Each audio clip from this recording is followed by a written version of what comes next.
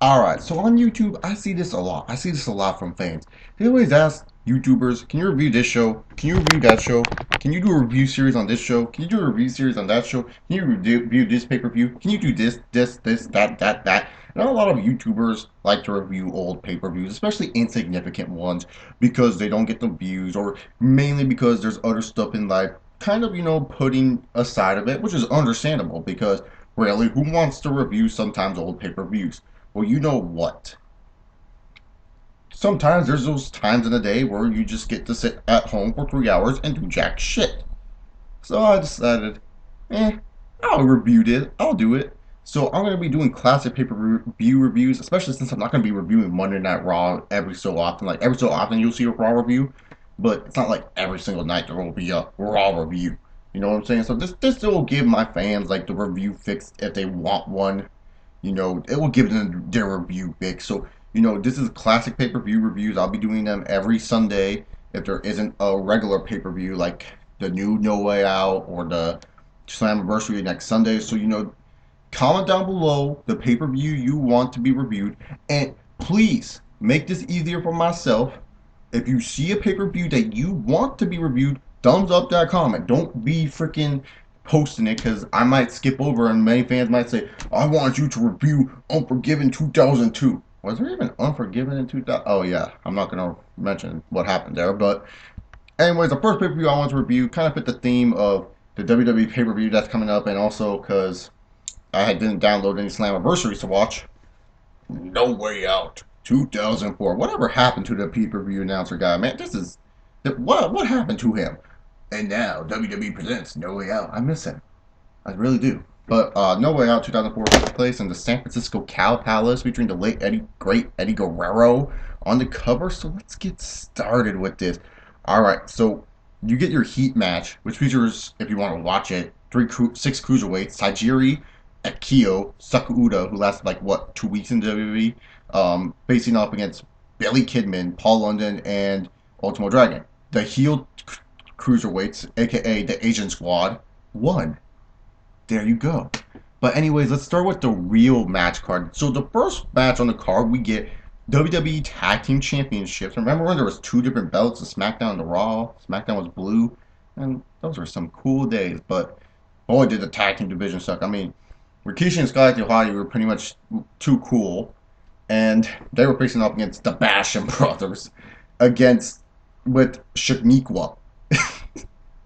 And the whole point of this match was because Shaniqua, she wanted this more than anything, and she wanted to get rid of the tag team belts. So it was confusing because Taz the whole time was like, "What if Shaniqua gets a pin? Does that mean she's tag team champions with either Danny or Doug?" And I'm like, "Good question, Taz. What if she does win?" But thank God she didn't. The whole point of this match was basically for Shaniqua to get her just desserts because she was acting like a bitch. And if you guys cannot tell or know, Shaniqua is black. Good job, WWE. You're not racist at all. Shaniqua. What a dumb name. But Slug Daddy probably thinks she's hot as hell. But the next match. Now, this is a total shit match. I'm not going to lie. But the storyline and the feud leading up to it, oh boy, just perfect. Jamie Noble and Nydia in the blindfold match. Now, the storyline leading up to it, so you understand, was that Jamie Noble, I guess someone in his family died, and he got like a check. So that way he's like extremely rich now. So he was buying Nydia all these things. And then there was a match with Tajiri that freaking Jamie Noble had, and Tajiri spit his mist in Nydia's eyes. So Nydia was like blind.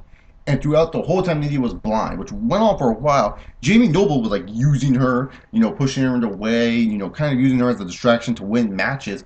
He had a cruiserweight title match with Rey Mysterio that plan failed, and we were revealed that Nydia was not blind, and then Nydia threw this nice coat, don't you do it, Nydia, don't you do it, and pretty much yelling at Nydia. And so Nydia asked SmackDown GM Paul Heyman at the time, said, "Oh, by the way, I have a match with you, but this time you have to wear a blindfold." And it was just so hilarious, this match. I mean, this match was just funny to watch. It's a terrible match. If you were like one of those in-ring expert guys.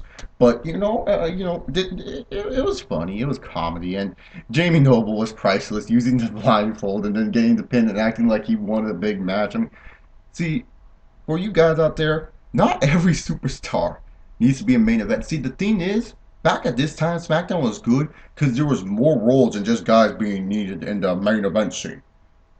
Jamie Noble was a character people wanted to watch on SmackDown because his bits were hilarious. You need comedy. This is entertainment, not just a sport. This is not a real sport. This is entertainment. And Jamie Noble fit that role perfectly. Not every guy needs to be pushed to the main fucking event. God damn, people these days. Push this guy to the main event. Damien Sandow, main event. Alberto Del Rio, give him the main event. I want to see freaking Dean Ambrose as world champion by next month. Settle down. Just let these young fellas work. And then we get SmackDown matches. The world's greatest tag team face off against the ABA. Yes. This is a basic tag match. There was no tag team number one contendership implications. It was just a tag team match. It was a SmackDown match. What can I say?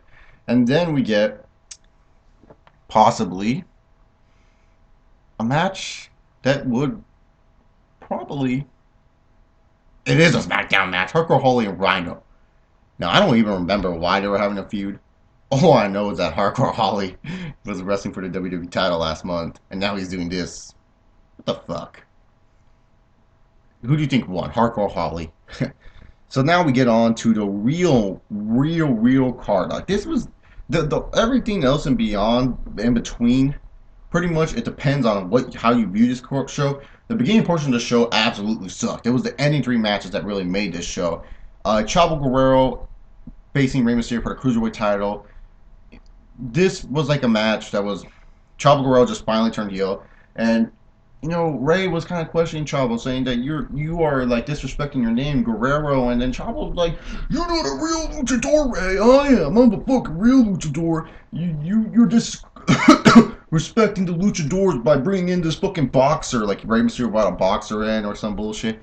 And so Rey Mysterio pretty much wrestled Chavo. And Chavo Classic, you know, he was acting like this nice guy and basically cost Rey the Cruiserweight title. It was a good match. It's one of my favorite between the two, but not the best I've seen out of them. So it was a fine Cruiserweight exchange. I mean, Rey Mysterio most likely near the end of his prime, and when I mean prime, when Rey could do the shit that he used to do, you know, this hurricanrana's moving fast in the ring, that's his prime. Not this slow, fat, chubby Rey we get now. And by the way, I am a Rey Mysterio fan, so I'm just saying he's fat and chubby now. There's nothing wrong with me saying he's fat and chubby, because he is. But this was, and Chavo Guerrero, this had to be some of his best work, especially when you get to see Silver Surfer Rey versus Chavo at SummerSlam. Like, seriously. And then the next match was a triple threat match. Winner goes on to face either Brock Lesnar or Eddie Guerrero for the WWE title at WrestleMania, and it was Kurt Angle facing off The Big Show and John Cena. This feud, pretty much, it was just kind of there. They did some number one contendership shit to get in this match. Big Show was United States champion at the time. You know, him and Cena have been an on and off feud on SmackDown. Like, when Cena turned face, Big Show was the first guy they introduced him to, and pretty much that's how Big Show and Cena got their match at WrestleMania. It kind of set up for this match because, you know, Big Show eliminated Cena at the Royal Rumble, and then Cena kind of took out Big Show in this match, and Big Show proved to be the distraction to Cena, who ended up tapping out to Kurt Angle. This is the fine triple threat match. Nothing too special here, though. This isn't like a legit fun triple threat match to watch. Especially when you look at the No Way Out card the next year, 2005, and you see Kurt Angle and John Cena and just that number one contenders one-on-one straight-up match. That match was just awesome. And this match, it was kind of meh. Maybe Big Show kind of slowed it down a bit. But hey, you know, this was a wild, young rapper scene at the time with an experienced Kurt Angle and kind of a semi-watered-down Big Show. So it was okay. It was okay. I really did like how they were using the double team aspect for John Cena and Kurt Angle to use on the Big Show. Nowadays, it seems like anyone can take down Big Show with a punch. So why the fuck are we seeing John Cena Big Show at this year's No Way Out, bitches? Karma. But then we get on to the main event, and before the main event, we had some scenes introduced. And I didn't really want to introduce them in the middle of the card because, to be honest, it did happen in the middle of the card, and it really did spark up the show and get you more excited to watch it. And then the SmackDown matches happened, and you totally forgot about that scene, and then Rey and Chavo happened, you're like, oh, this is a good show, and then yeah, but basically, before like those SmackDown matches happen, if you guys get what I'm saying there in that reference. Goldberg, he appeared at No Way Out. He got a ticket from Stone Cold Steve Austin on Monday Night Raw, and then Goldberg pretty much was just there to enjoy himself. And then Paul Heyman came out, was a dick to him, and told Goldberg if he touched Brock Lesnar, he would get arrested. He had security guards and shit. Brock Lesnar comes out to instigate Goldberg as he is, and Goldberg basically jumps the guardrail, beats the shit out of Lesnar, and Lesnar pretty much costs himself. And Goldberg got arrested, and Lesnar was fine, and they were hyping it up like, will the main event happen now? Because Goldberg hurt Lesnar, and Lesnar was all ready to go. And Lesnar and Eddie, this was an awesome match between both men. I think one of Lesnar's best works, and definitely Eddie's most memorable moment came from here. The ending was just sick as fuck. So like, the match is all going down. This match was like building up. Like, can Eddie do it? Can Eddie beat this Brock Lesnar? Eddie getting his ass kicked throughout the whole match, having like couple of moments, but then Lesnar comes back, and then it came down and it looked like this was the end for Eddie. Eddie like hit the three amigos, and pretty much Lesnar lifts Eddie up with an F5, goes for it, but ends up, bam, the referee got kicked in the head, and Lesnar, he was like pissed off. He was like, fuck! And then Lesnar goes outside, grabs the title belt, looks like he's about to use the title belt for something, and all of a sudden Goldberg motherfucking comes out, spears the fuck out of Lesnar, goes like, oh, who's next type of shit, and then Eddie goes for the cover. Referee goes 1, slow count, 2, and then the fans were so shocked when Eddie Guerrero Brock Lesnar kicked out from a spear, so it solidified Brock Lesnar can survive a damn spear from Goldberg, and then Eddie grabbed the belt and you thought he's gonna hit Lesnar. Lesnar gets up, kicks him. Eddie falls. Lesnar tired as fuck goes for the F5, showing the pain. Goes for it, and Eddie reverses to a spinning DDT on the title. Looked awkward as fuck, though. Throws the title out, goes up, and then, for all those who say Michael Cole is a terrible commentator, he has his bright spots, and this was one of them. Go literally look on this match, and Michael Cole was very excited and got me excited for this match. Taz was kind of like, I can't be surprised that I used to like Taz more than Cole. Because watching this pay-per-view was like, God damn, am I watching an episode of Impact? Seriously, Taz was saying some stupid shit here. And if you guys ever asked me to review Survivor Series 2005, I'll quote my favorite Taz line ever.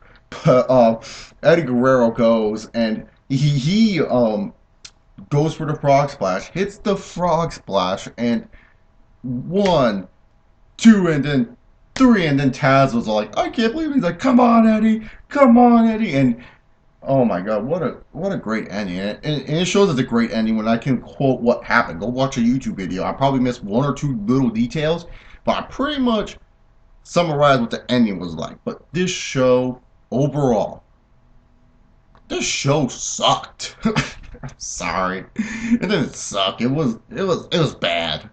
There's only 3 good matches, and really, it's like there was only 3 good built storylines that went further on. But it's just like this show, it's only 3 good matches. It's only 3 things to watch on this pay-per-view. The rest is all filler. And if you enjoy entertainment, like I do, Jamie Noble and Nydia, I guess it's a plus. But this show, I know it has Eddie Guerrero's first WWE title win. I know that. But you gotta sometimes just look at it and say, gotta put sometimes your bias aside on here.